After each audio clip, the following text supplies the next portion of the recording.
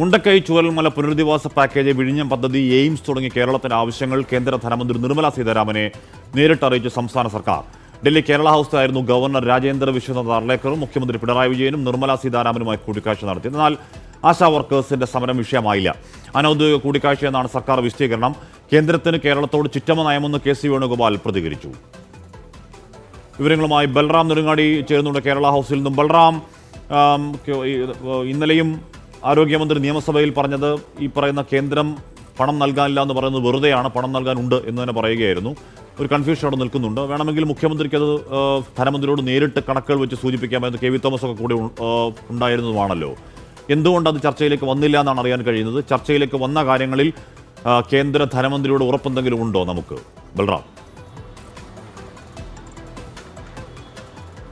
ഹാഷ്മി, ഇന്ന് മുഖ്യമന്ത്രിയും ധനമന്ത്രി നിർമ്മല സീതാരാമനും തമ്മിൽ നടത്തിയ കൂടിക്കാഴ്ചയിൽ ചർച്ചയായത് കഴിഞ്ഞ ആഴ്ച പ്രൊഫസർ കെ.വി. തോമസ്, കേരളത്തിൻ്റെ പ്രത്യേക പ്രതിനിധി, ധനമന്ത്രിയെ കണ്ട് കേരളത്തിൻ്റെ കഴിഞ്ഞ കാലങ്ങളിൽ കേരളം ഉന്നയിച്ച ആവശ്യങ്ങൾ സംബന്ധിച്ചുള്ള ഒരു ഓർമ്മക്കുറിപ്പ് അല്ലെങ്കിൽ അതിൻ്റെ വീണ്ടും ഓർമ്മപ്പെടുത്തിക്കൊണ്ടുള്ള ഒരു നിവേദനം സമർപ്പിച്ചിരുന്നു.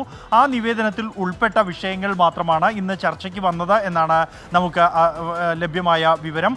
അതിൽ വയനാട് പുനരധിവാസത്തിനായുള്ള പ്രത്യേക പാക്കേജ് ഉണ്ട്. കൂടാതെ വയനാടിന് അനുവദിച്ച വായ്പയുടെ കാലാവധി വർദ്ധിപ്പിക്കുന്നതുമായി ബന്ധപ്പെട്ടുള്ള കേരളത്തിൻ്റെ ആവശ്യമുണ്ട്. വിഴിഞ്ഞം തുറമുഖത്തിൻ്റെ വയബിലിറ്റി ഫണ്ടുമായി ബന്ധപ്പെട്ടുള്ള കേരളം ഉന്നയിച്ച വിഷയം ഉൾപ്പെടുന്നുണ്ട്. കൂടാതെ എയിംസ് എന്ന കാലങ്ങളായുള്ള കേരളത്തിൻ്റെ ആവശ്യവും ഇതിൽ ഉൾപ്പെടുന്നുണ്ട്. അതിനപ്പുറത്തേക്ക് ഈ ആശാ വർക്കേഴ്സിൻ്റെ വിഷയം ചർച്ചയ്ക്കായി വന്നില്ല എന്നാണ് സർക്കാർ വൃത്തങ്ങളിൽ നിന്ന് നമുക്ക് ലഭ്യമാകുന്ന വിവരം.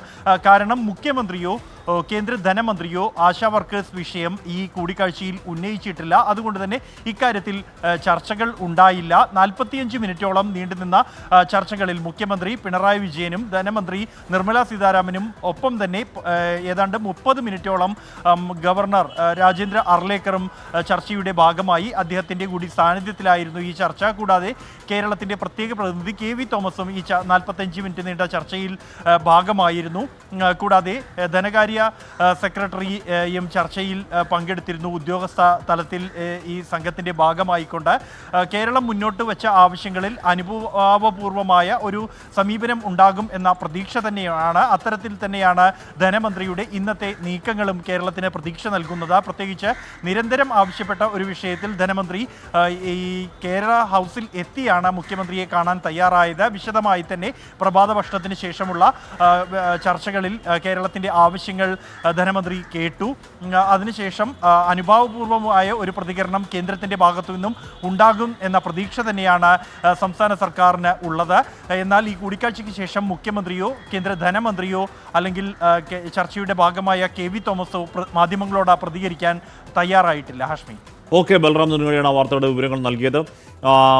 അത് അവരാണ് പറയേണ്ടത്. ഇപ്പോൾ ഒന്നുകിൽ മുഖ്യമന്ത്രി അല്ലെങ്കിൽ കേന്ദ്ര ധനമന്ത്രിയാണ് ആ കൂടിക്കാഴ്ചയിലുണ്ട്, അല്ലെങ്കിൽ കെ.വി. തോമസോ ആരെങ്കിലുമൊക്കെ പറയണം. എന്തെങ്കിലും ധനമന്ത്രി ഈ പറയുന്ന നമ്മളുടെ ഈ വായ്പാ വിനിയോഗ കാലാവധി കൂട്ടി തരാൻ നമ്മൾ ശരിയാവണ്ണം ആവശ്യപ്പെട്ടതിൽ മറുപടി ഉണ്ടായിട്ടുണ്ടോ? എന്തുകൊണ്ടാണ് ആശാ വർക്കർമാരുടെ സമരം, ആശാ വർക്കർമാരുടെ കാര്യം അവിടെ ചർച്ചയിലേക്ക് വരാതിരുന്ന തുടങ്ങിയ കാര്യങ്ങളൊക്കെ ആ ചർച്ചയിൽ പങ്കെടുത്തവരാണ് മറുപടി പറയുന്നത്.